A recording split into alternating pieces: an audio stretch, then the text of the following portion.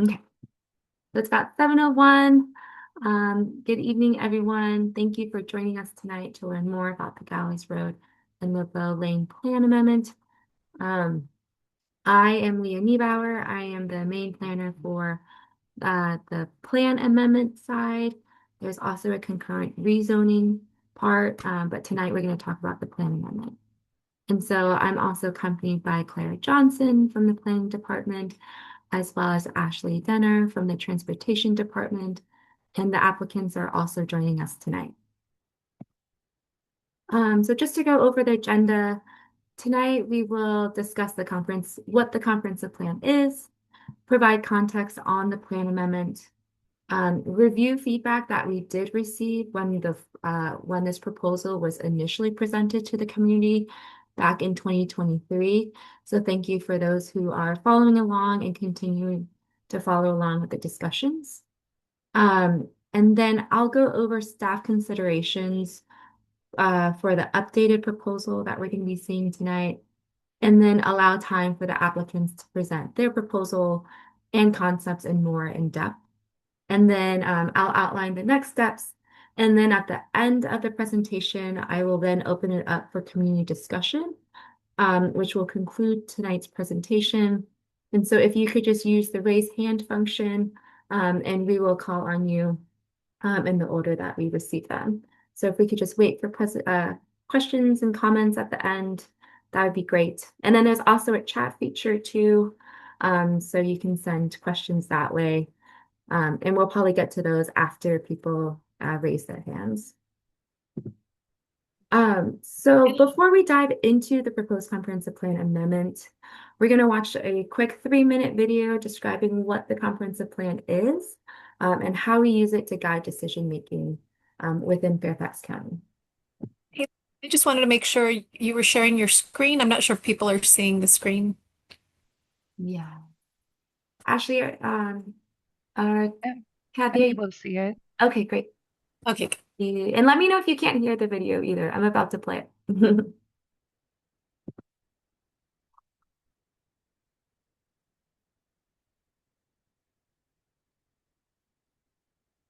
Hi, welcome to our Planning 101 video series featuring short videos on long-range planning in Fairfax County.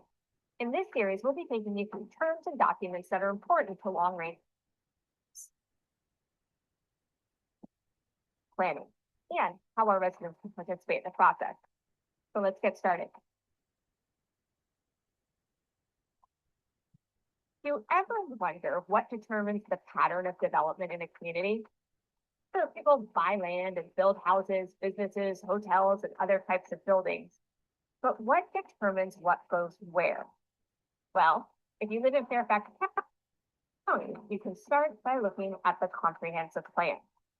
The comprehensive plan identifies county priorities for land use and is a guide for decisions that impact the built and natural environment. That includes what types of development are recommended where, how intense those developments might be, ensuring Fairfax County has long-term plans that promote livable, prosperous, and equitable communities. The foundational guide for all development and growth in the county, the one big long-term plan that guides it all, is the Fairfax County Comprehensive Plan. The comprehensive plan is, yes, required by state law, and it is also used as a guide for decision making about how land is developed and used, a reference for the public on strategic goals when it comes to development in the future of the county. The comprehensive plan includes general county-wide policy recommendations for land use, housing, heritage resources, the environment and sustainability, public facilities like schools, fire stations, and parks, and transportation systems, including roads, trails, and transit, among other topics. It also includes 4 area plan volumes. Those area plans include recommendations organized by 4 geographical areas in the county. These recommendations give guidance on how land could be used in the future. But we should make it clear, the plan does not determine when or what developments will actually happen. The comprehensive plan also includes a plan map that shows recommended land uses throughout the county. Think of the comprehensive plan as a general guidance for land use, which creates the vision for the future of the county. While we have an idea of the types of uses that are preferred for the different areas of Fairfax County, it's up to the board to approve proposals to implement the plan. With a comprehensive plan, Fairfax County has a layout and a map for the future. It provides an outline for the Board of Supervisors, and neighborhoods and communities have guidelines for what can be developed and how residents in the community's priorities can be met. The comprehensive plan provides a roadmap for how the place where you live and work to change in the future. It helps guide development for the benefit of current and future residents, workers, and visitors. Thanks for watching our first short video on long-range planning. Stay tuned for more videos and to learn how you can get more involved. Okay. And that's also available on YouTube too, on the Fairfax County Planning webpage. And so looking at this life cycle of land development, this diagram depicts the lifestyle within Fairfax County.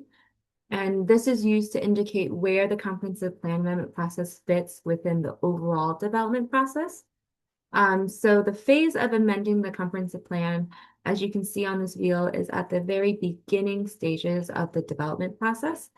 And then it must go through additional steps, which requires time. So that's kind of just to set in context of where the comprehensive plan is when we talk about development and looking at these proposals. And so you might recognize this map from the video. This is the concept for future development map, and it's an important component of the comprehensive plan as it acts as the overarching guide for land use within the county. So it provides a general framework for considering where most of our growth is encouraged, such as the suburban centers, which is indicated in the purple areas, and then community business centers represented in the red areas. And so the Gallows Road Plan Amendment is highlighted in blue or in that little circle spot.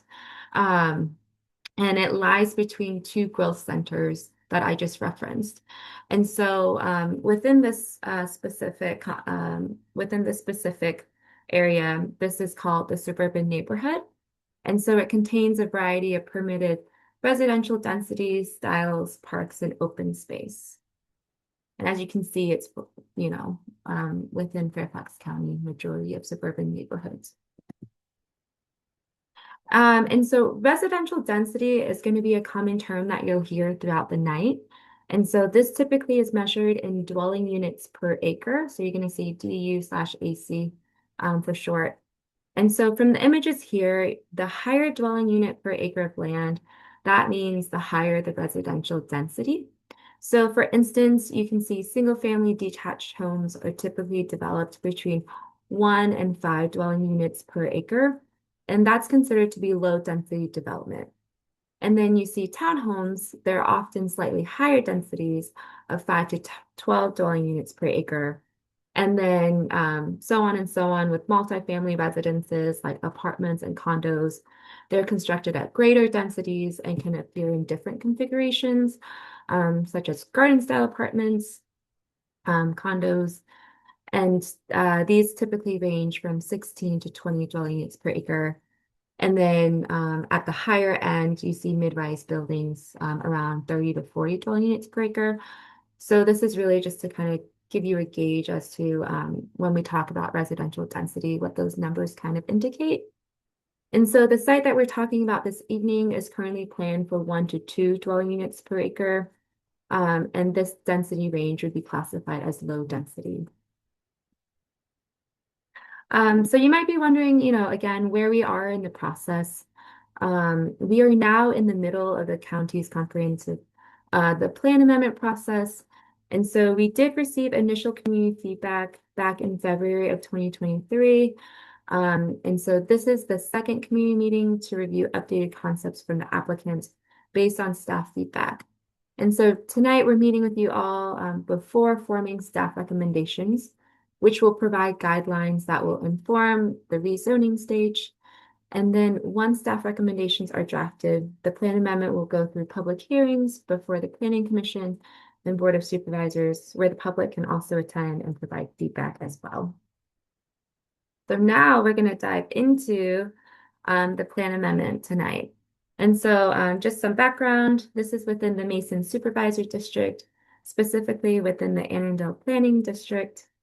And the property is surrounded by residential development, and the denser townhomes immediately to the west of the property are planned and built at 5 to 8 dwelling units per acre, while the less dense detached homes immediately to the east and south of the property are planned and built at 1 to 2 dwelling units per acre. And then across Gallows Road to the north of the property, homes planned and built at 2 to 3 dwelling units per acre. And then the Woodburn Elementary School is also located to the north of Gallows Road. So this plan amendment was originally submitted as part of the 2022-2023 site-specific plan amendment process. And it was authorized by the Board of Supervisors for staff to analyze back in 2023. So the original proposal consisted of 8 parcels. They're highlighted in black. And the nominator has since incorporated an additional 5 parcels highlighted in yellow. So totaling 13 parcels, and they're looking to add an option for residential density of 3 to 4 dwelling units per acre. And then within the comprehensive plan, the property is located in Sector A9, specifically the Homes Run Community Planning Sector, within the Annandale Planning District. And again, this site is planned for residential 1 to 2 dwelling units per acre. And you can see that highlighted in bright yellow. And then to get even more detailed, this concept, again, for future development designates this area as suburban neighborhood, and they contain a broad mix of allowable residential densities, styles, parks, and open space. And the specific plan text language for this site that's highlighted within the image, the land use recommendation for the sector states that infill development in these neighborhoods should be of compatible use, type, and intensity. And currently, there is no site-specific land use guidance provided for this area that is highlighted in the map. Just some existing conditions. The property currently has 11 detached residential units on the 8.11 acres of land that we're talking about today. Some of the existing site characteristics that we considered when looking into the proposed changes was the tree coverage that exists, the existing stream, which we have heard causes flooding into the rain tree community. There's varied slopes by looking at the topography map. And then we also noticed the abundant amount of curb cuts along Gallows Road. So back in February 1st, 2023, this might look familiar. A community meeting did take place to gather feedback on a proposal that was aimed at including 20 dwelling units at a density of 3 to 4 dwelling units per acre, which pertained only to half the area that we're considering this evening. And so in this meeting, there was widespread backing for the density during this time, and there were talks about high-speed traffic due to the hills along Gallows Road, which did cause concerns over pedestrian safety, especially since the Woodburn Elementary School is nearby. And then the absence of signalized intersections was noted. And then because of the stream that was passing through the area and heading towards the rain tree community, we were informed about flooding, and we wanted to know how the project could assist in managing stormwater and flooding challenges. And then it was also suggested that the screening along Gallows Road should be made of vegetation rather than walls, and the school should be involved in future discussions. So this is really just to show that, we've heard community feedback from the original community meeting that took place back in 2023. I know some of you are on the call and aware of that. So thank you again for kind of following along and seeing where we are now.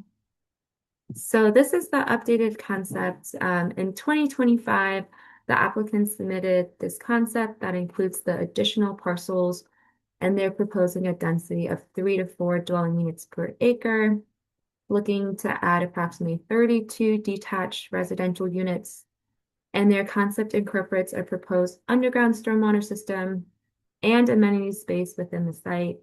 And then the proposal includes a potential interparcel connection closer to Gallows Road, where it says emergency access road, in order to have a potential interparcel connection to integrate the future development of the 3 parcels that are outside of the study area. And then the street connection at the intersection of Gallows Road and Hemlock Drive will be meant for emergency access during this emergency access. And then Ashley from Transportation Department will speak more to that in the next slide.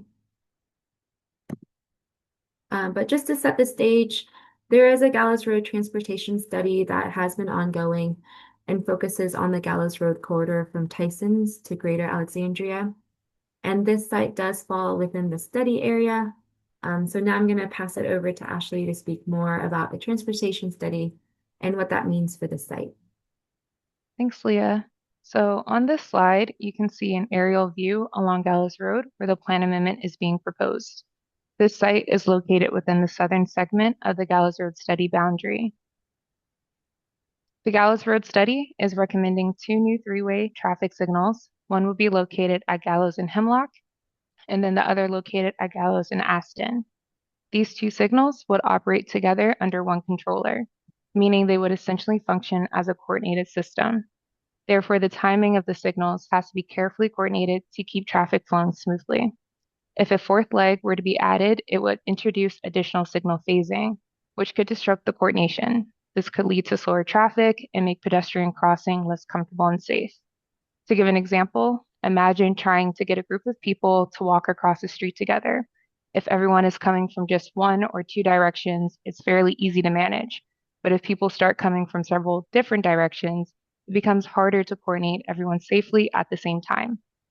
Traffic signals work in a similar manner. The more directions you add, the more complex the timing would become. I now want to direct your attention to the upper right-hand corner of the slide. Here you see a cross-section of the preferred street design. This shows how Gallows Road would look between I-495 and Woodburn Elementary School. Here you'll notice several important features. The first being is that it's envisioned to be a 4-lane roadway, allowing for smoother travel in both directions. The second is the inclusion of 8-foot wide landscape buffers. This would help to separate cars from sidewalks and greenery to the street, as well as increase pedestrian comfortability. And then lastly, there is to be a 10-foot wide multi-use trail along the southern portion of the road, making it safer and more comfortable for people walking or biking. All of these elements would work together to improve safety and accessibility along Gallows Road while maintaining efficient traffic flow. The coordinated signals, as well as enhanced street design, helps to ensure that both vehicles and pedestrians can move through the corridor safely and smoothly. Thank you. Thanks, Ashley. That was great. And so just gonna go over some staff considerations before I pass it over to the applicants to talk more about their proposal. So during our analysis, we do consult with partner agencies such as parks, schools, transportation, and stormwater in order to understand and determine the impacts and considerations when reviewing this plan amendment. And so the proposed development of 3 to 4 dwelling units per acre is similar in range of density and housing types within the surrounding area. And so the option to increase the density on the site would still serve as a transitional area between the lower density areas and the higher density areas.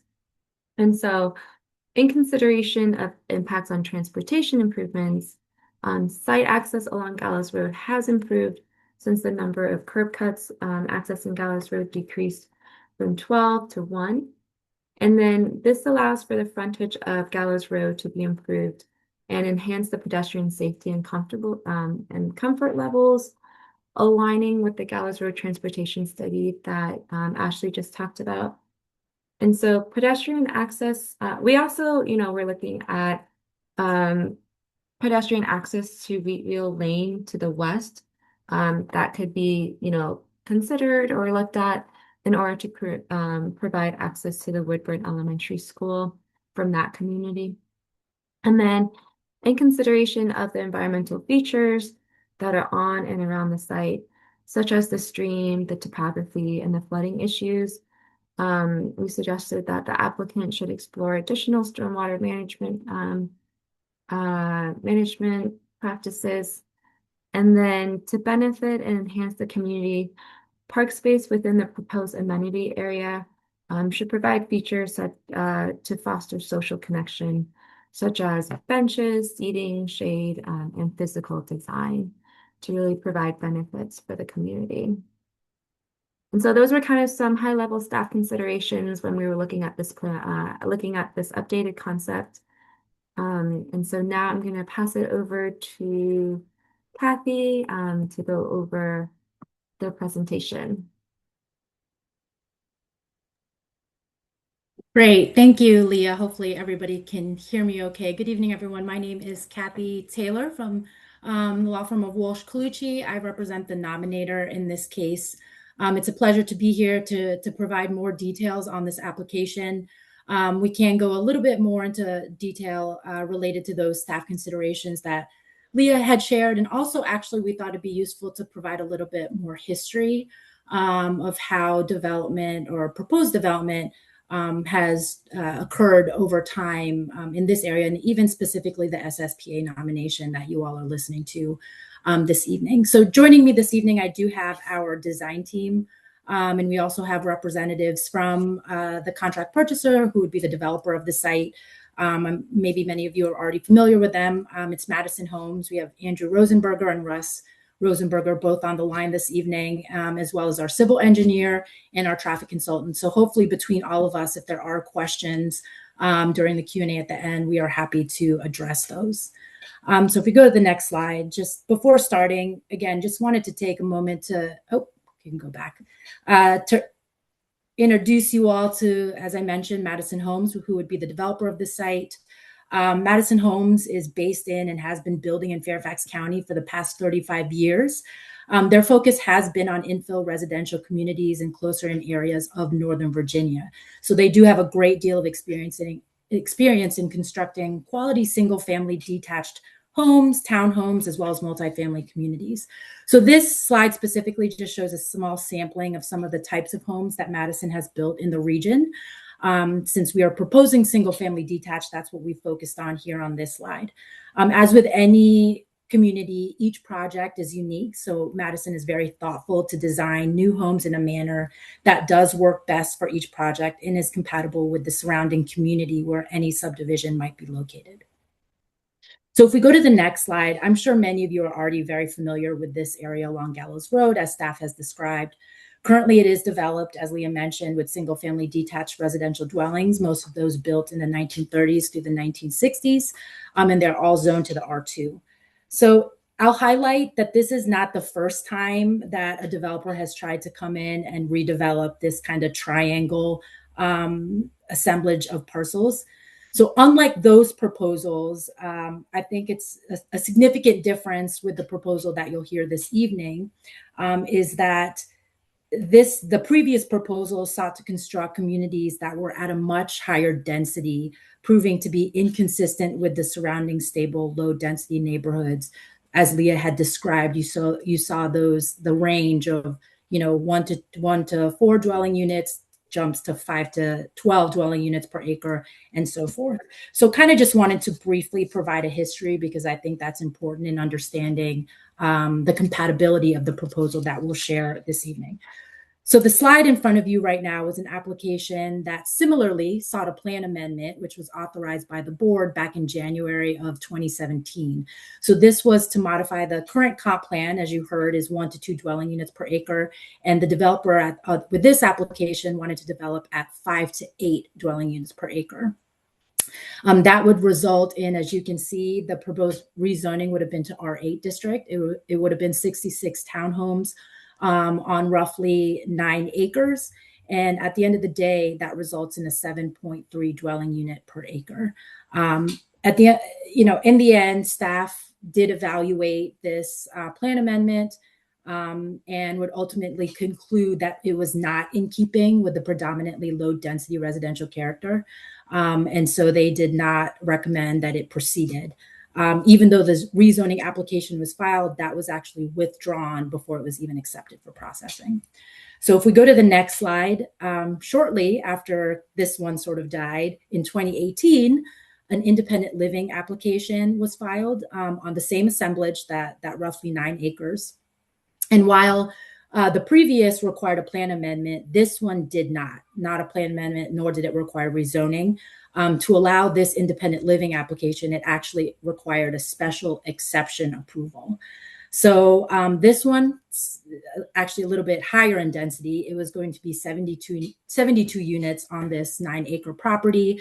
It was a mix of units. So you had 48 units in a 4-story multifamily building.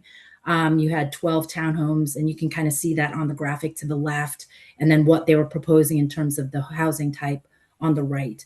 The resulting density was, as I mentioned, slightly more, 7.97 dwelling units per acre. So this project, I'm sure if you've been in this area long enough, it did garner a good amount of opposition. The Planning Commission did end up going to the Planning Commission, but ultimately failed due to a number of issues, including traffic as well as compatibility.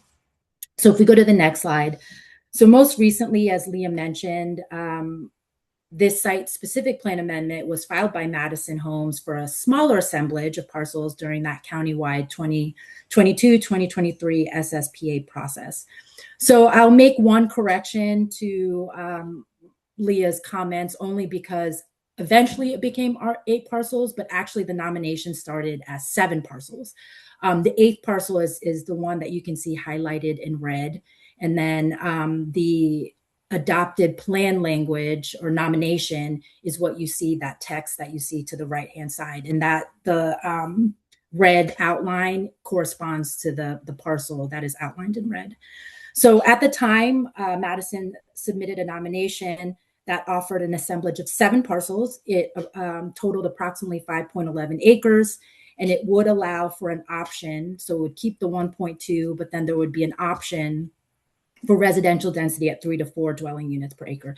That would result, as you can see in the graphic, a redevelopment of the site into 20 new single-family detached homes.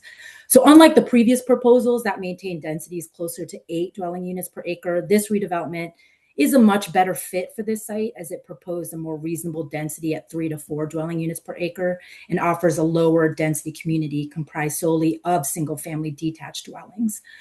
Integrating a slightly higher density in the particular area than what is currently recommended by the existing comp plan. Obviously, that's 1.2. We're looking at 3.4. However, by offering kind of that slightly higher density, it would effectively serve what we believe is an appropriate transition between, you can see the higher density 5 to 8 dwelling units Raintree community to your west, and then the more stable single-family detached communities around the remainder of the site. As you saw in Leah's previous graphic, 2 to 3 is to the north across Gallows, and then 1 to 2 dwelling units per acre to the south. So as I mentioned, that circle or the parcel that's outlined in red was not part of the original nomination. And you can see in the text outline, we'll call it parcel 29B, which is what it is. And that was abutting the Raintree community to the west, but was not initially included. So while the Board of Supervisors would authorize this nomination, they did include this recommendation that they wanted to see further consolidation of parcel 28B specifically into the overall assemblage. So in consideration of that recommendation adopted by the board, Madison would actually purchase parcel 29B in November of 2023 to ensure implementation of the proper transitions to the Raintree community to the west. So once that acquired parcel 29B is consolidated into the initial assemblage, Madison then files a rezoning application in March of 2024, which is accepted for processing the following month. So that's the 8 parcels that Leah had noted, which was the total consolidation of the 2022-2023 SSPA nomination. However, as conversations began, we filed the rezoning, we started talking with zoning staff, it became clear that there was a need for further consolidation in order to allow for that additional vehicular access to Gallows Road opposite Hemlock, which was something that was included in the 2 previous applications that I had shared in 2017 and 2018. So because of that, essentially the review of both the rezoning application and the SSPA nomination was put on hold around May of 2024 to allow for additional consolidation. So if we jump to the next slide, this is a little bit of a clearer image of what that consolidation looks like. The blue shows the initial nomination, which was 5.56 acres. By January of 2025, a little over 6 months later, Madison does complete its consolidation efforts, and they were able to negotiate 5 additional parcels that were added to the nomination, increasing the land area to 13 parcels total at a little over 8 acres. So of the 13 parcels, that one parcel 29B is owned by Madison, and the remaining 12 are under contract right now. In accordance, the original nomination is revised to integrate the added parcels and the recommendation to consider an additional vehicular access to Gallows Road. As you heard from Leah, the board reauthorized that amendment nomination in June of last year, and all the previous SSPA nomination materials are thus updated. And then the formal review began, which leads us to present day, as you heard from Leah. So if we go to the next slide. So this is the concept. Is this one? Yeah, this is the concept that we submitted with the reauthorization.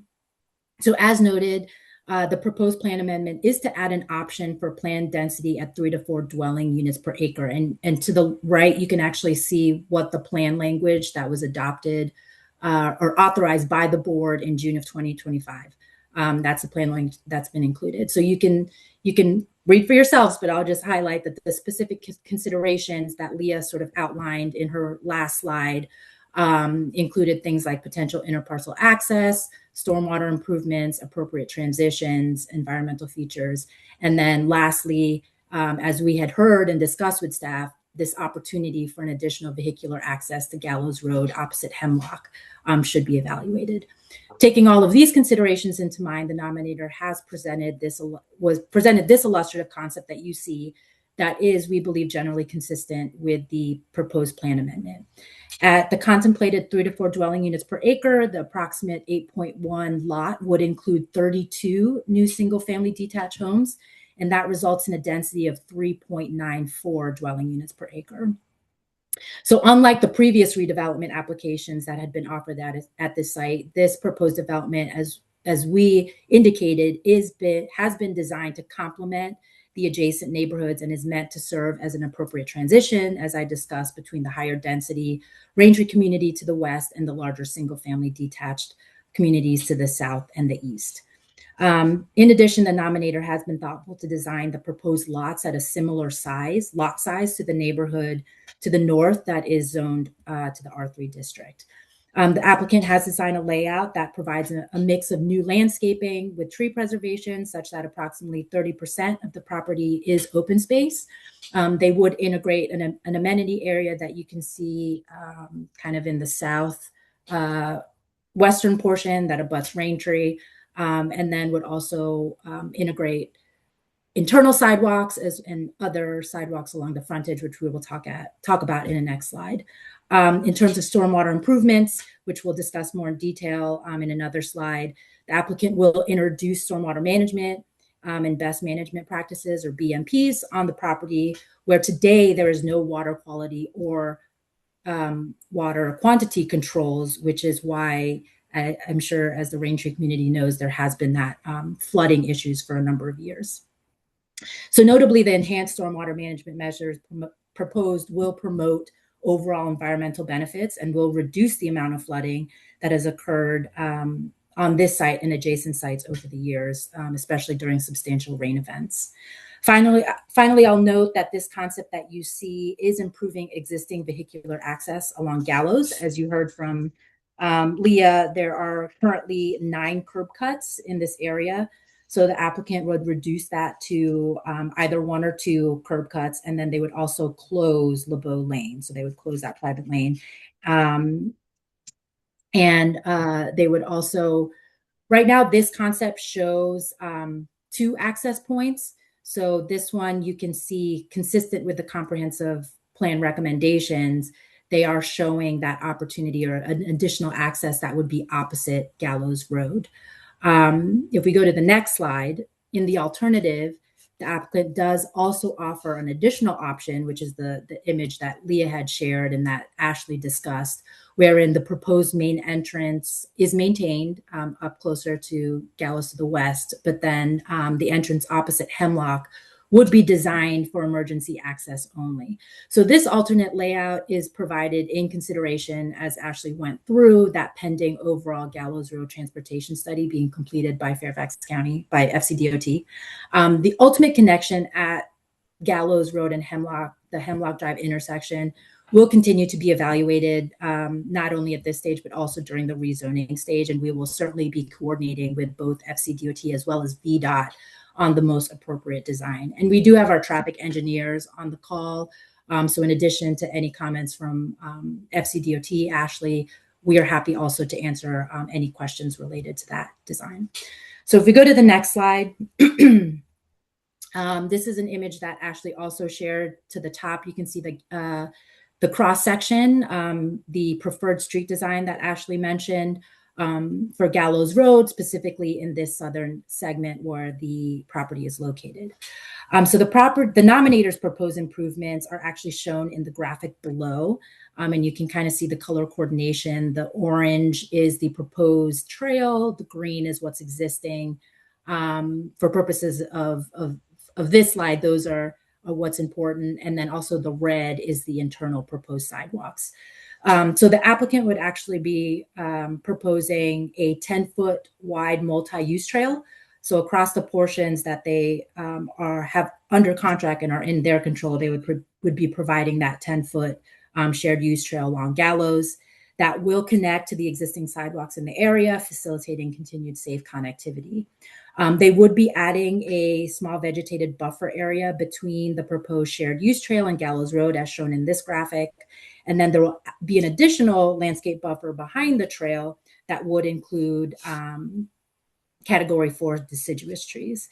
And lastly, the proposed trail will also ultimately connect to the enhanced pedestrian crossing at Gallows Road and Aston Street. If you can recall Ashley's graphic that had the two signals, and that would allow for future residents, pedestrians, and cyclists to safely cross the roadway to access Woodburn Elementary School, consistent with the Gallows Road study.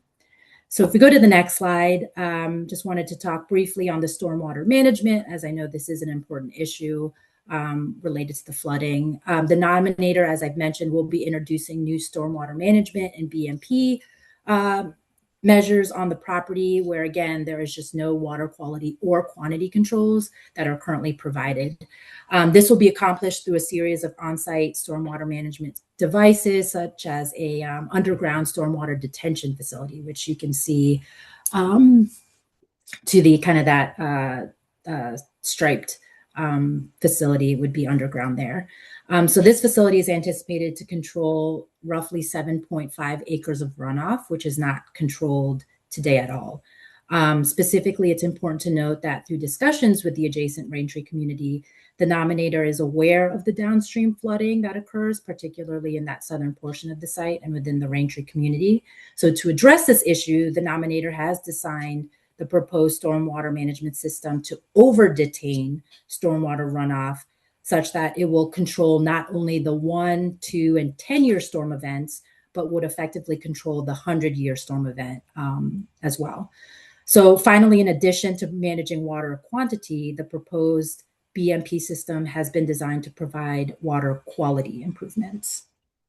If we jump to the next slide, and this is just to highlight, as you saw, there was kind of that weird cut in where these parcels were not consolidated.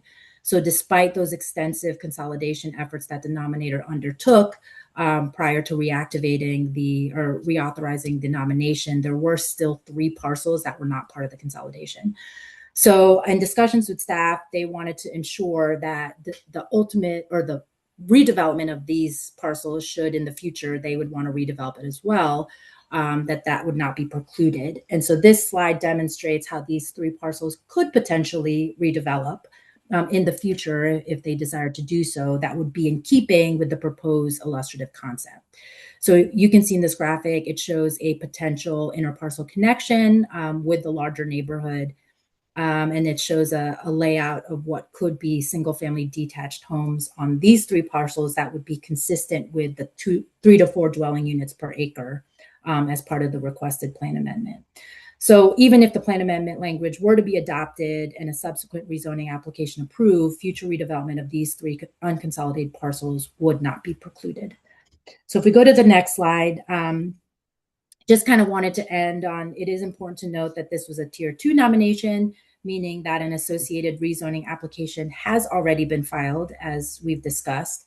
So the application would request a rezoning from the current R2 district, and it would be to the PDH4 district. As the SSPA process has been underway since the summer of last year, the nominators team has also updated its rezoning application materials consistent with that revised illustrative concept. So we have already submitted to reactivate that rezoning application. The nominator anticipates a formal reactivation soon. It hasn't, my understanding, it hasn't occurred yet, but we are anticipating that that will occur shortly. So in addition, this is one of many community meetings, I'm sure, not only on this SSPA application, but also as we dive into more details of the actual rezoning application. So in the end, the nominator believes that this is an opportunity to positively revision and redevelop these 13 distinct parcels in a way that will create an attractive, livable community that is both in keeping with the fabric of the surrounding existing residential neighborhoods and will also continue the established development pattern of this part of Fairfax County. So I know that was a lot of information, but I appreciate everyone's attention this evening as we went through these details. And again, I'm here, my team's here to and happy to answer any questions that you all may have. So thank you. Great, thank you, Kathy.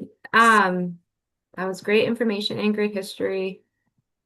And so just to kind of wrap things up on terms of what our next steps are within the planning department in the comprehensive plan. We're currently in the impact analysis phase.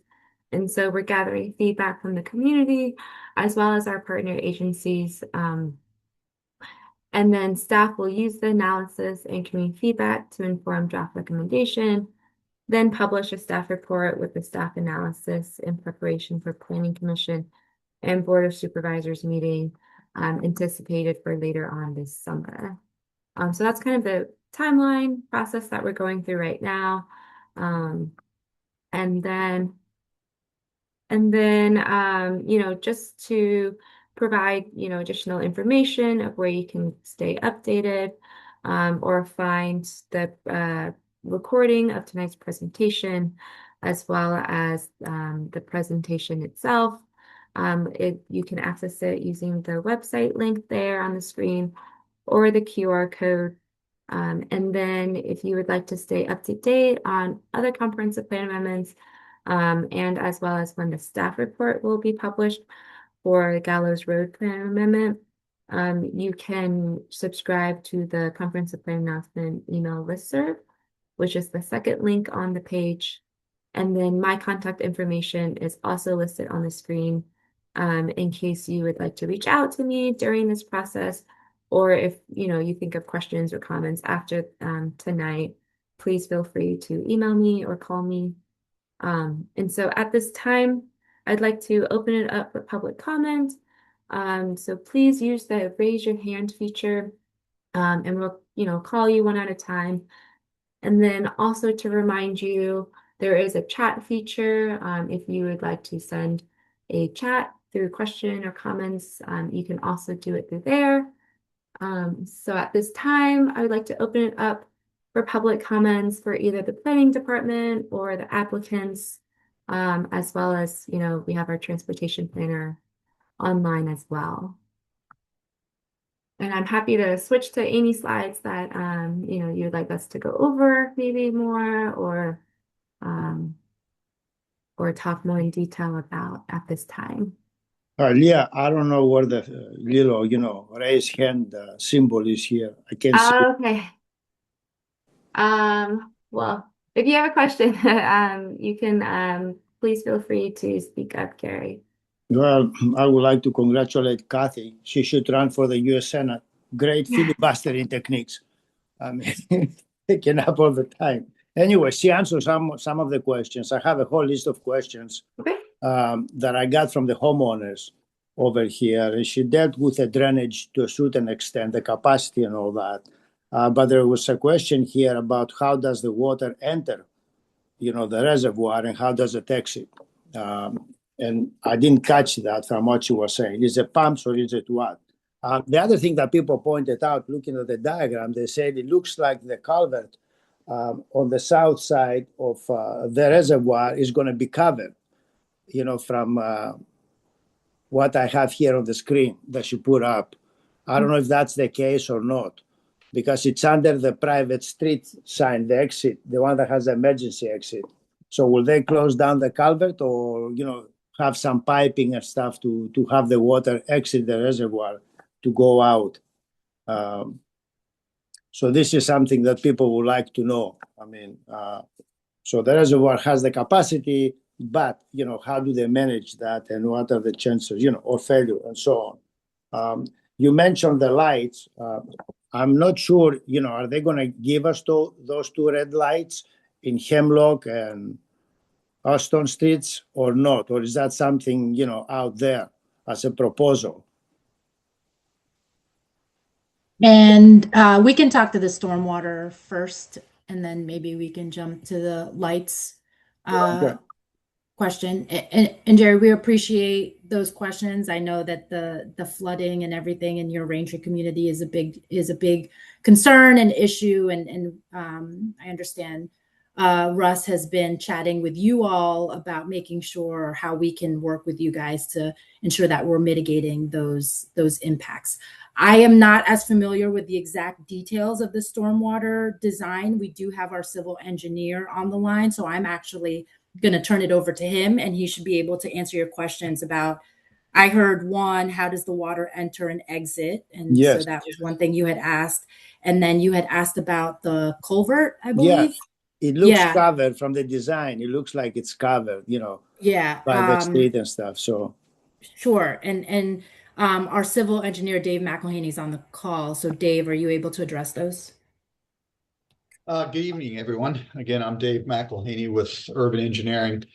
There's been a lot of attention specifically to the design of the proposed underground detention system. Even though we're not at final engineering drawings at this point, there has been a fair amount of effort to really better understand what is causing the problem downstream in the existing townhouse community, and what measures do we need to move forward with in order to mitigate those flooding problems. There is a really unique type of existing receiving culvert, if you will, that was constructed with the Raintree development. To be honest with you, I've never really seen anything quite like it. It's going to need to be reconstructed, and it will be reconstructed with the proposed stormwater management measures, such that when water exits from the underground stormwater management system that again is proposed with this proposed development, the water will stay underground. It will tie back into the Raintree storm sewer system, but it will not be discharged above ground and then go back into receiving end wall and then eventually back into the underground system on the Raintree property. But instead, we'll keep all that underground that will be connected via an underground storm sewer system so that that water stays in the pipes and does not come back out. And that's one of the improvements that will be proposed with our development. And it will avoid what's happening now when water comes down that existing stream channel, if you will, on the subject property, on the development property. Sometimes water has difficult time getting into the storm drainage system in Raintree by virtue of this this design that was done obviously many years ago when the townhouse project was constructed. that's not a real efficient setup, and that's going to be something that we're going to remedy with our proposed development. So collectively, between changing the storm sewer system pipes and then putting in the proposed underground detention system on our property, it's going to really result in significant improvements to the downstream drainage problem that exists today. Okay, the question would be here, when you say, improving the pipes, a lot of those pipes from the culvert, they go, underneath the units here. So I don't know how they're going to do that. Yeah, so let me just be clear. The one of the problematic conditions right now is the existing storm inlet that's kind of on the common property boundary between the subject development, the proposed development, and the existing townhouse project. That particular structure, that storm structure, is problematic in its current state. It needs to be addressed. We're going to dramatically reduce the volume of runoff such that the pipe systems within the existing townhouse project have capacity to accommodate the runoff that's going to be coming from our site, because we're going to detain it.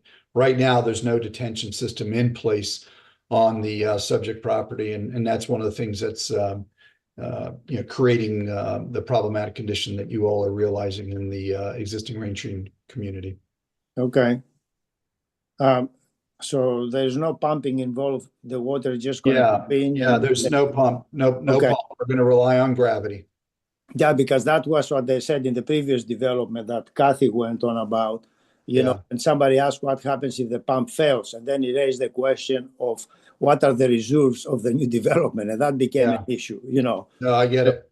Okay. Yeah, Okay. Gravity's our friend. We're going to make sure we use gravity, not pumps. Okay. The rest of the questions that I have, it's more they have to do with the lights. I know, you're taking out all these driveways and you have two major roads, but you don't have one car at a time coming out. You're going to have a bunch of cars like we have in our community. In the morning and in the evening, you have 10 cars going in and out. It's a big problem. And for us, what I found out is we pray for the light, the red light on Gallows Road going south to stop the cars. But then we have the problem with the exit from 495, entering Gallows Road to go south. It's a blinking light, says, you can turn right. So for us, we would like to have a light there that doesn't last that long, but at least gives us a few seconds, to kind of merge. Because when the cars start exiting 495 to go south on Gallows, you get no chance either to go left or right. Okay, I mean, something, I guess that's VDOT. Are they going to put some kind of a light there, to prevent, merging onto Gallows at any point?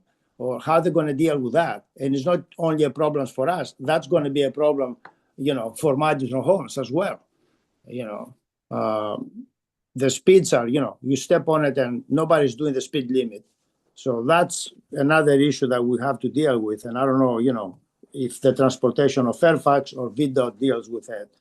And another thing that we've seen going around Fairfax, in a lot of the streets, they have access in the middle of the street, like there is a gap. Cars cannot be, bumper to bumper on top of those access. So they're kind of a little entryway. I don't know if something like that is viable in this case, because we have a situation that you're going to have in the development between your private street and Hemlock, right? You're making it an emergency exit, so not too many vehicles will be going in and out. We have the same situation between Whitwell Lane and Homemakers on the other side. We're across from each other. So how do we deal with those situations? It's something, we don't have a light, how do we deal with that? Is it possible to put something there? And I don't know who can answer that, Fairfax Transportation or VDOT. So the other questions, more or less, Kathy took care of them, and, I'll deal with the community. But I was looking at, she also mentioned all these decorations here, all the bushes down Gallows Road.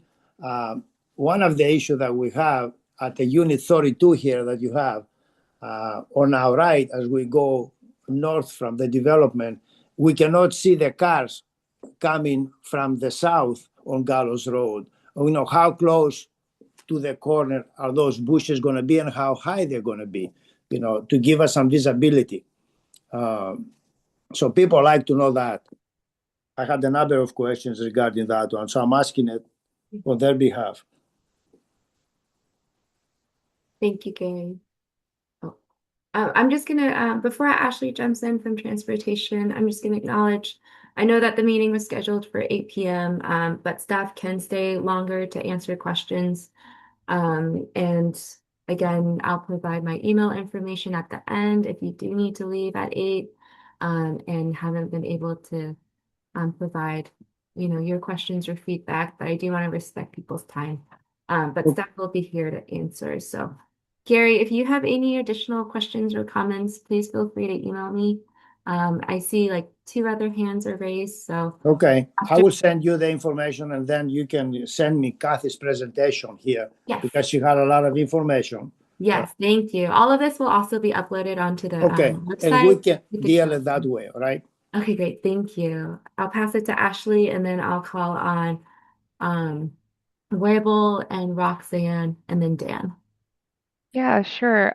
So Jerry, I'm just gonna try and recall some of your questions that you had and answer them. If I miss any questions, please, Leah can supply with my email as well, where you can email me directly. Okay, So I'm here to support the Gallows Road Study team. I am not on that team. I am the lead planner for this plan amendment, so I'm going to try and answer some of your questions as best as I can. You had the first question, I believe, before the stormwater was handled is who is going to be installing these lights? yes, I can confirm that it will not be through this plan amendment. It will not be at the responsibility of the applicant. It is something that is being proposed through the Gallows Road Transportation Study, which would have to go through VDOT approval. okay, And then it would have to go through a signal justification report, which is basically a short study that explains why a traffic signal should or should not be installed at the intersection. This could be something that can take from a short amount of time, whether it's from 5 or 10 years. It depends it depends mostly on approval, again, from VDOT, the signal justification report, as well as what funding is available to fund these 2 signals. You had another point/question, which I believe this study is trying to address here, is those hard right and left turns, whether it's leading from Aston Street or Hemlock Drive when cars are coming from I-495. That is exactly what the purpose of these 2 signals are supposed to help with. It's supposed to help with She didn't vehicles. understand this question. This Yeah. question has to do with up here. Yeah, with the exit from 495 to take Gallows south, because there's only a blinking light, you can make turns. So when the traffic light stops the cars from going south on Gallows on top of 495, there's a huge stream of cars that are coming down. So you really got no chance to get out. I mean, and there are, accidents over there. We have the problem, and the Madison development is going to have the problem. It's not just for us, So they have to kind of put a red light for, less than a minute, to give somebody a chance to merge. Otherwise, it's just everybody's going to be blocked because Madison has one private street going out as a real exit. So, I mean, it's not just my problem. It's a common problem. Yeah. If you feel that I'm not answering your question clearly or correctly, please send your question to Leah, so that way I can send it over to the actual project managers of the Gallows Road Transportation Study, and they might be able to provide you with a clear answer. This portion of the plan amendment is within the southern segment of the Gallows Road Transportation Study, so I believe the light that you're referring to is outside of the study area for this corridor section. Yeah, So I know. I am at the study group. Okay. So it's with that issue, but Yeah. I don't know how we get to them. Okay. Yeah. I'm sorry. Did you want to say something, Leah? Oh, no, I just want to make sure, we have some time for the other hands that have their hands raised. Yes, please. Other people need Okay. their turn, sir. Yes. So can you please hold? Thank you, Gary. Okay, please feel free to email me, Gary, with the rest of the information. Okay, I will do. Thank you. Next we'll go to Webel, W-E. Yes, Weibel. Hi, how are you? Thank you for the presentation. I do have some questions. As you know, the amount of traffic on Gallows Road has really increased. I don't know if part of it was opening up the express lane there, but trying to get out of these roads, the side roads onto Gallows Road, either direction, is extremely difficult. And when I'm sitting here in this new development that you have a private street where you're putting the main entrance getting right onto Gallows Road without a light, doesn't it make more sense that where the emergency access road would be, that should be the entrance because you're going to have a light there?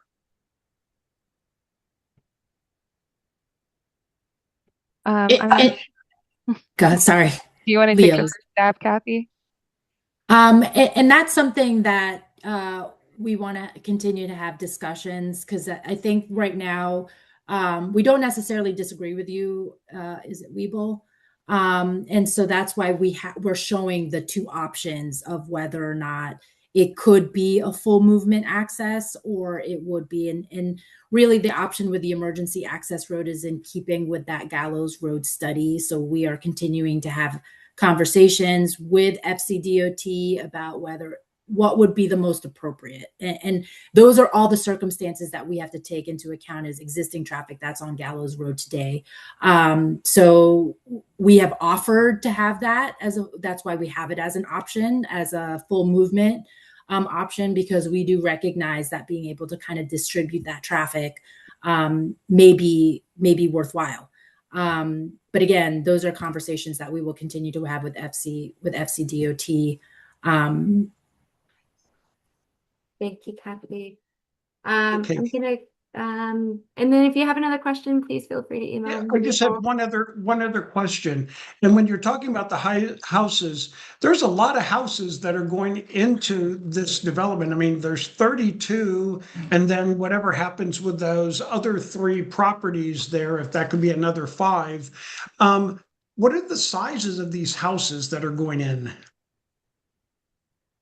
And we do have representatives from Madison, so maybe I'll turn that question over to them because I'm sure they have that information more readily available.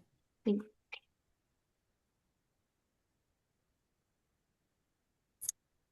Russ or Andrew, are you guys Yeah, on the line? hi, this is Andrew Rosenberger with Madison Homes. So the size of these homes, they're approximately, I'd say between 3,000 and 3,800 square feet. So there'll be 3-4 bedroom. Every house will have a 2-car garage.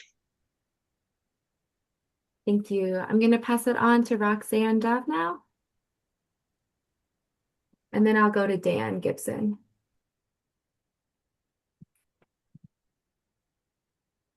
Roxanne. You're muted, Roxanne. There you go. Yep, there you go.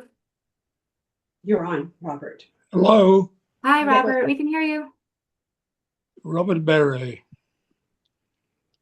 Great.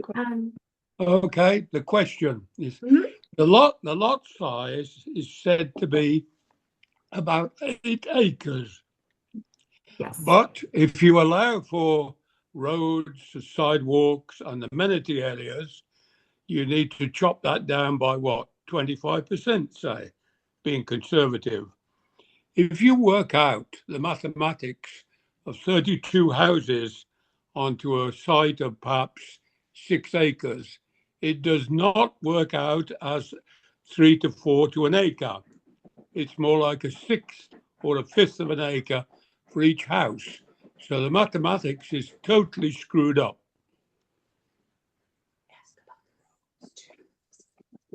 I can take this question, Leah. This is Clara Johnson from Department of Planning and Development.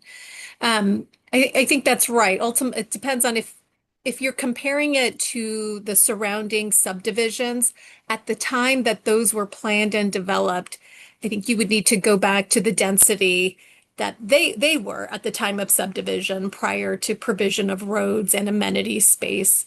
Are you saying now that the lot size is probably a fifth of an acre or a sixth of an acre? Well, I think they have different housing sizes. I imagine those aren't uniform. Come on, get real. The total lot size is about 8 acres. The roads and the sidewalks and the amenity areas probably conservatively take 25% off this. That leaves 6 acres, give or take. 6 acres. 6 acres is accommodating 32 houses. Do the mathematics.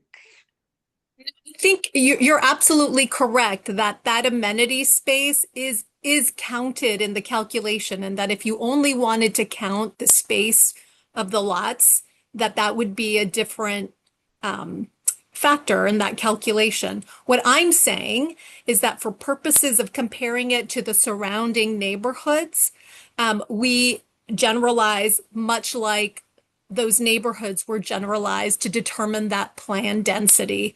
So it's for purposes of comparison. Yeah. So what you're saying is the lot size is 1/5 of an acre or 1/6 of an acre. Is that what you're saying? Yes Well, I or will, no?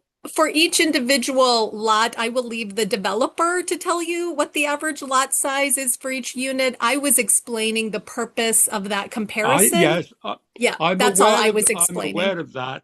Yeah, In the okay. area of homes run acres, the lot sizes are about 1/4 an acre, Yeah. which is a lot bigger than 1/5 or 1/6 of an acre. Yeah. So before, there were 20 houses in the last LIBO submission, 20 houses. Now there are 32. Yeah, and if you're interested in the lot size, I would turn it over to Kathy and your team. Okay. Let me hear.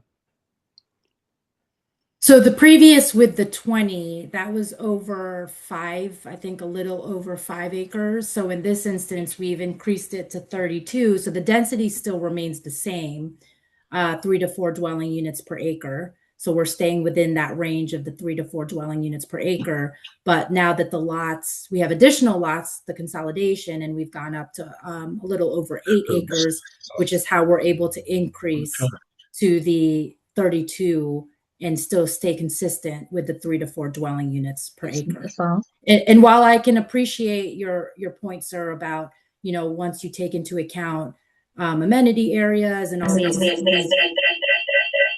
I check. But you have to, if you're going to take that into account, then if we take our section, we can take our section of Gallows Road as being our section of add that to the property. That is complete nonsense. The house is on a specific lot. The fact that the roads and the sidewalks and the amenities are there, you don't add those onto the lot size for the house, which is what you are in effect, or a developer is in fact doing. Is taking the total lot size, dividing it by 32, and ending up with perhaps 1/4 of an acre each. But you cannot do this. You cannot include the sidewalks and the roads. This is the third time we've been over, for God's sake. Sure, and I think with this, what's a little different maybe with the developments that you might be comparing this to, and I appreciate Clara's points about trying to compare the density if we're just doing it from comparison's sake. So what we are planning to, our proposed rezoning of this site is what I'm saying is that you're asking for 3 to 4 properties on an acre. That's the request. 3 to 4 properties on an acre. In fact, what you really want is 2 properties on that particular size. In other words, it is total dishonesty on the part of the developer. Let me address your question. This is Russ Rosenberger. This is the way that density has always been calculated in Fairfax County. And I would tell you that our average lot size is approximately 6,500 to 7,000 square feet is the average lot size.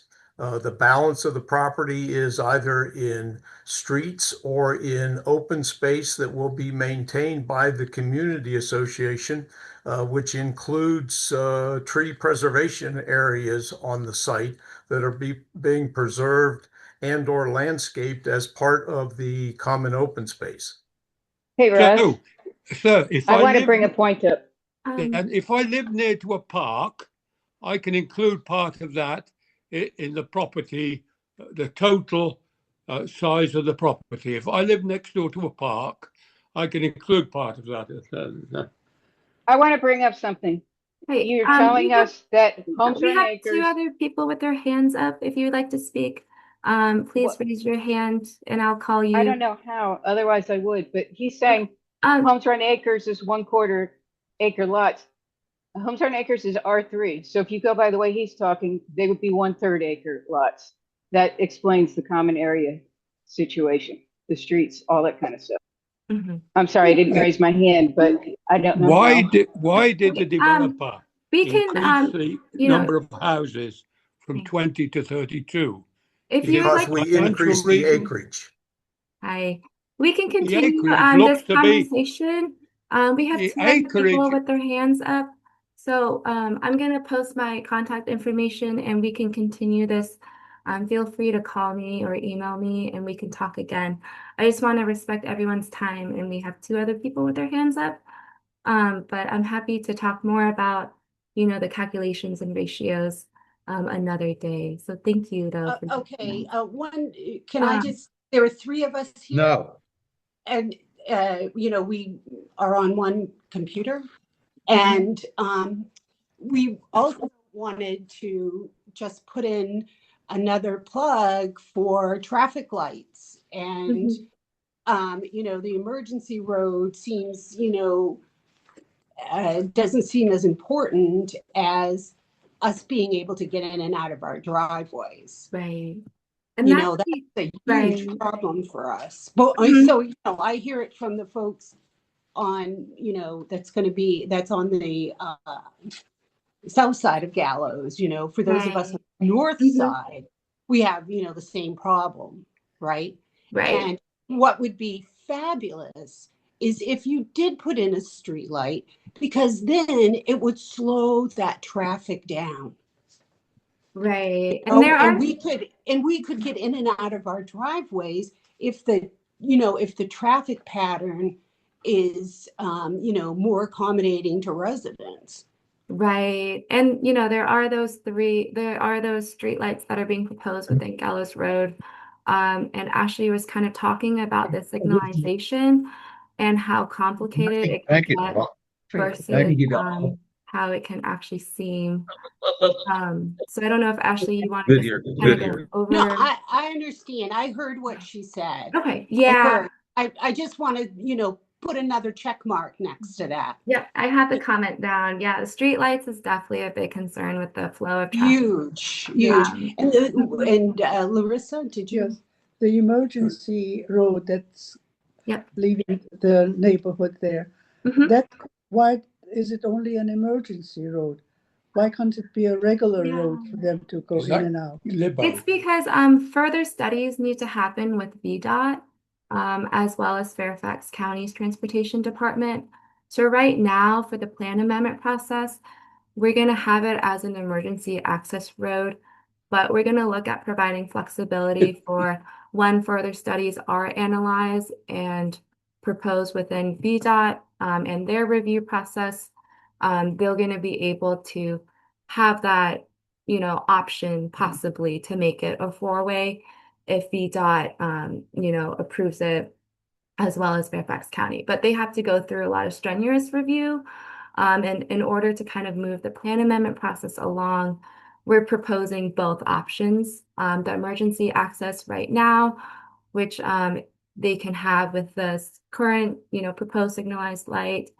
And then we're going to give, try to have them flexibility so that the emergency access road can maybe in the future be able to become a 4 intersection. But for purposes tonight, because those further studies haven't been analyzed yet with VDOT, right now option 1 is emergency access, but that option for a 4-way intersection light is still on the table, but additional review needs to happen. And that's going to take some time. So I think what we're saying is it's really a burning hot issue for most of us, Yeah, for a number of reasons. Right. Yep. And we put that in the beginning with the, in 2023, and it still continues to be a big, discussion as well as when Gallows Road Transportation Study was going on. But just to give, we have two more speakers, and I know Okay, we're 15 I want to minutes. say thank you. We want to say thank you so much for this opportunity. No, thank and you also for the trees along Gallows. We appreciate that. Yep. Okay, thank you. Safety and comfort along Gallows Road is also a big concern and study aspect. So thank you so much. Dan Gibson and then Edward Levine, thank you for your patience. Dan, you can go next. Oh, great. Thank you. So I'm happy to see that the redesign here shows the trees along the road, the sidewalks and all those great things, and the underground water management. So I think Russ mentioned that there's going to be a community association responsible for maintenance of these things. One of my questions was, does that underground stormwater containment facility require maintenance? And I think you said there is a community association, so I'm assuming that they would be in charge of that. Second is I'm concerned about parking. We do get from time to time a lot of folks from across Gallows parking in homes or on acres on the streets because they don't have adequate parking in their homes, and that's a major concern if these streets will accommodate off-street parking, because I know folks, even if they have a two-car garage, they're just going to fill it up with junk and they're going to park their cars in the street in the driveway. Everybody does that. And finally, I want to reiterate everybody's call for this traffic light. I don't want to sound like a broken record here, but I'm hearing that this is a 5-10 year project for a traffic light because VDOT is the bottleneck. VDOT's the only one not represented on this call tonight. So that's a little concerning, but does this nomination, if it should go through and rezoning and all those things, does that push VDOT into this traffic light scenario to basically solve some of these problems that we're definitely going to make worse with the development here? I'm hoping that the answer to that is yes, that will move things along rather than just, wait on the Gallows Road study, wait on the results of that, and then, sit and wait for 5-10 years. So those are my three questions, and I'll let you guys address them and then move on to Ed. Thank you. Let's see, I think first one was stormwater maintenance.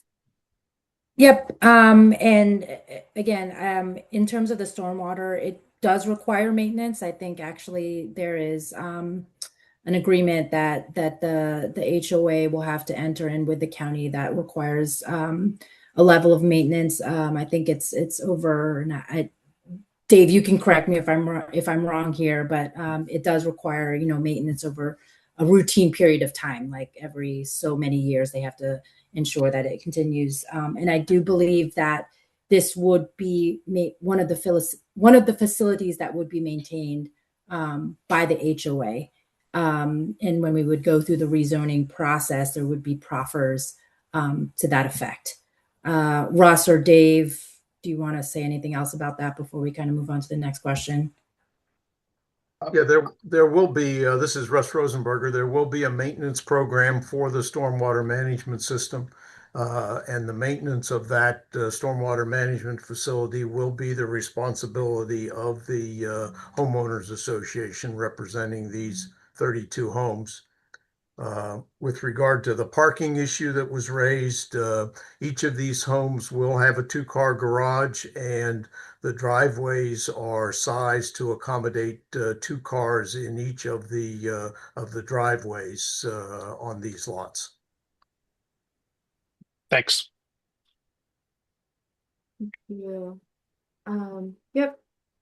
And then let's see. You want me to go ahead, Leah, so I can answer the second question? Sure.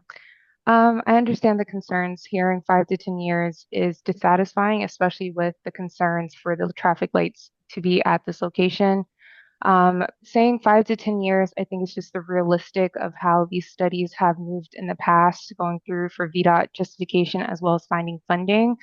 Since I am not on the project team, I can't really give you a realistic exact number of when you might see these traffic signals here. The best I can say is please send in your concerns, your comments, and your questions for any updates you have for the Gallows Road study, and I can make sure to get that back to you all so that way you can be updated on when this study is going to the board for approval, and then when it moves on to the next part of their process of going to VDOT to be further discussed. I hope that answers Thanks. your question. Yeah, mostly it does. So is there anyone else, anyone we can contact, or how do we, is there any expediting of that process, or is it just the black box that you throw your paper into and wait? No, I can definitely assure you it's not just a black box that the team is throwing their paper into and waiting. I do know that the two project managers are working hard on this study and are trying to make sure that is expedited as fastly as they can.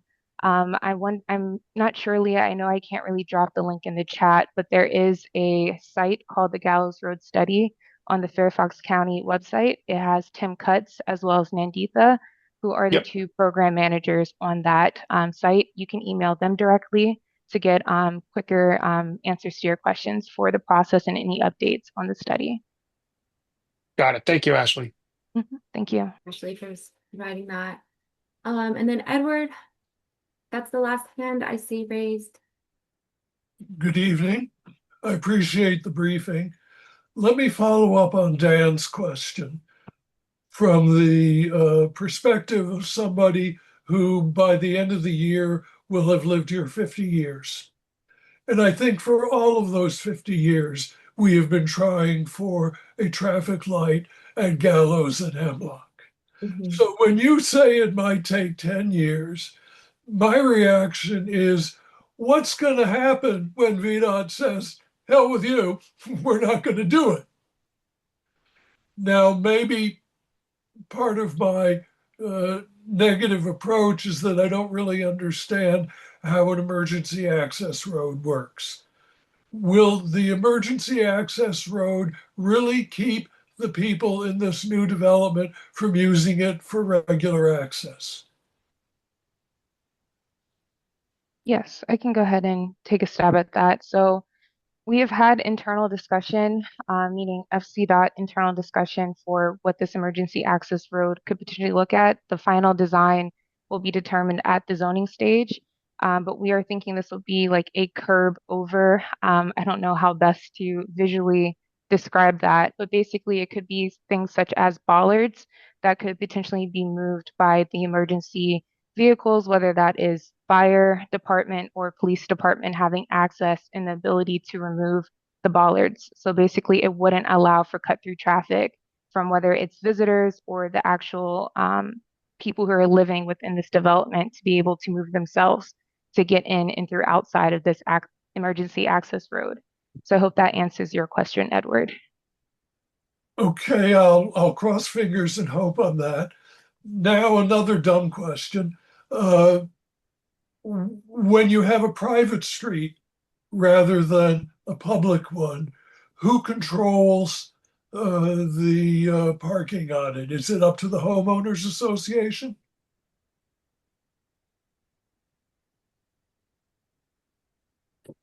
I believe that with the private street, yeah, certainly maintenance of the private street would be under the homeowners association, and I suspect any type of limitations of what can be done, parking, things of that nature, would be outlined. Is it expected that street parking would be allowed or not? And I'm not entirely sure, Russ or Dave, what the width, if that would allow for street parking on what's being proposed right now. So I might turn that over to you all to. Yeah, currently the road is not sized. Leah, it's Chuck Grimsley. I got a question. Hey Chuck, we're just gonna finish answering this question and then I'll go to you. Well, you do. Yeah, you do. Okay. Thanks, Chuck. Thank you. Yeah, sure. The road is currently not sized to accommodate on-street parking. The road size is 24 feet. And as Russ said earlier, Coming through here. 2 driveway spaces as well as 2 garage spaces. So each unit has 4 parking spaces associated with it. I guess what I wonder is what happens when people visit with a mobile home or somebody happens to have a big truck. Where do they go? Across Gallows? Yeah, the question's understood, and we've sized the driveway spaces as well as the garage spaces to be consistent with what the county requires in terms of the parking spaces. If there is an unusually large vehicle or something of that nature, then they would not be able to park it within the development if it exceeds what the driveway or the garage capacity would be. I would simply note that aside from the general frustration that those of us in Homes Run Acres have with large trucks showing up, almost inevitably they end up parking near the school, which makes it more difficult and dangerous for the children who are walking through the neighborhood. And so I would hope that the planners pay some attention to that. Turning back now for a moment to the question of the traffic light. What is the county doing or expecting to do to change VDOT's traditional mind on this subject? Are you rounding up support in Richmond, or are you leaving that to the frustrated homeowners to do? I think that is a hard question to answer. I think the county has been trying to do a better job of coordination with VDOT to get some of these proposals and plans that we have all throughout the county approved. Sometimes it goes our way, sometimes it does not. I can't really speak directly for the program managers who are directly working with VDOT on this project study, but if you have a specific question that you'd love to be answered about what they are doing in coordination with VDOT or where they are at in the process with VDOT, I can more than definitely pass that on to the project managers and get an answer for you all. Well, I will give one just quick example that might be wrong-headed. We have a delegate in Richmond who happens to be the chair of the finance committee. Very important job that even VDOT has to pay attention to. Has anyone reached out to Vivian Watts to get her support for the possible traffic light? That is an answer I do not have for you, but I can definitely ask that tomorrow to the project managers and get an answer. Thank you, Edward. Thank you much. Yes. Chuck will be the last person for questions and comments. I just want to thank everyone for joining us tonight and going over. It's great to hear your feedback and concerns. And so I'm just going to post my contact information here for those who need to leave. Please feel free to call me or email me with any additional information or contacts that I can kind of connect you with. But thank you so much for coming tonight. And a recording of this and presentation will be available sometime next week using the website link there or the QR code. And Chuck, go ahead and close it out for us with your questions and comments. Oh, you're muted if you're trying to talk.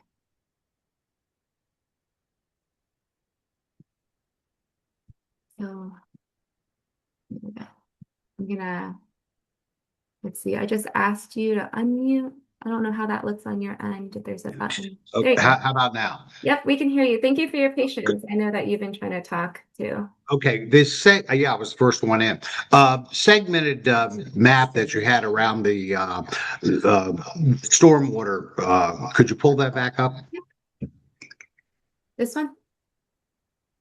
Yes, that dotted line, what does that indicate? That goes through a few of the houses though on Windy Ridge. You can see on the slide where it has the BMP legend, that dotted line is the area treated by potential BMP facilities. So, and it specifically, for example, identifies a jellyfish filter, I think is what it says. So it's just identifying the area. There's nothing being So water from those created. homes on Windy Ridge would end up in that system. Right. So that's the area that's getting treated by the Okay. BMP facilities that we're putting on Okay, site. great. But no piping is going to be going through. And this proposal looks as if they're giving up on LaBeau altogether, will be eliminated. Correct. It's going to be. But there'll be a sidewalk. No, the sidewalk's in front of the house. Okay, so LaBeau will be gone. It'll become part of these people's backyards. Correct. And us that own have deeded right-of-ways into LaBeau, that the deeded right-of-ways will go away, and we'll be able to move our backyards back into the area that we've been giving up for the deeded right-of-way. I'm not entirely sure, Russ. Do you know what I think that parcel itself, isn't it part of one of the parcels under contract? Yeah, the LeBeau Lane will go away. There may be other areas outside of the LeBeau Lane right away that are part of your lot. Yeah. That, yes, you would be able to reclaim that area. Okay, that's great. And then the final question is, this has been going on for quite many years. And down at the dead end of LaBeau, that property has turned into a combination junkyard, scrapyard, tires, construction debris, campers, portable garages, boats, just everything you can imagine is in there. And I'm, mosquitoes, rats, all that kind of thing, and the piles of tires and construction debris and all. If this goes on for a few more years, can't the county or someone have that cleaned up prior to this development taking place?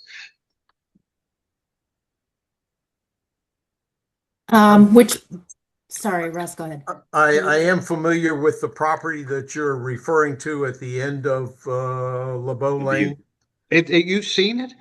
It's incredible. I don't know that I've seen it recently. I have seen it over the past several years at some point in time. Yeah, it's crazy. And that will certainly be cleaned up as part of of course it will.